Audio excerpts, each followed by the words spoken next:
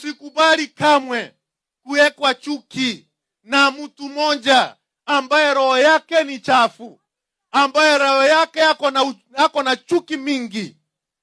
You cannot be able to lead the Republic of Kenya if your heart is full of hatred, if your heart iko na uchafu mingi. Na ndiyo maana tunasema namna hii, nyinyi watu ya Ramu, Wakikuyu wako ambao wako hapa Ramu, nyinyi ni watu ya wapi? Mtu asitoke uko mbali, uko wa Munyoro, akuje hapa kuweka chuki. Ati mchukiwe wabunge wale wana support serikali, mchukiwe senator yule ana support serikali, mchukie MCA yule ambaye ana support serikali. Lazima tujenge Kenya. Kenya ni taifa moja jameni. Kenya haitaki chuki. Wakenya wanataka maendeleo.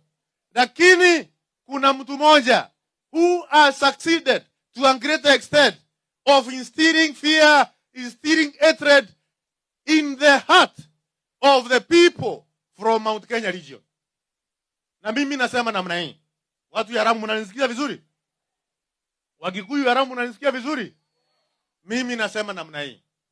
Haiwezekani kamwe jameni, ati Profesa Kithure Kindiki ambaye ametoka pale kwa mlima, ama hajatoka kwa mlima, ama hajatoka Mount Kenya, ati sasa Profesa Kithure Kindiki akiwa naibu wa rais wa Jamhuri ya Kenya na ametoka kwa mlima, ati ndiyo serikali inakuwa mbaya. Na wakati yule mwingine alikuwa hapo akashindwa na kazi akaondolewa, serikali haikuwa mbaya, serikali ilikuwa mzuri.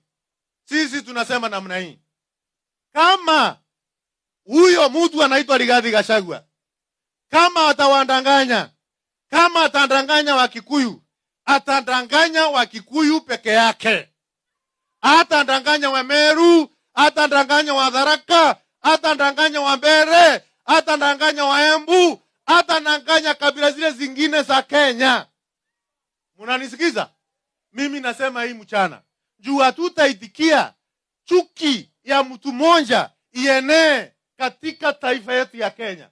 We are not going to allow the hatred of one single person who is a selfish leader, who has no vision for the Republic of Kenya, who was impeached by Parliament, who was impeached by the Senate, who was impeached by judiciary, apeleke taifa letu la Kenya kwa mitaro, kwa msitu. Hiyo hatutaitikia kamwe.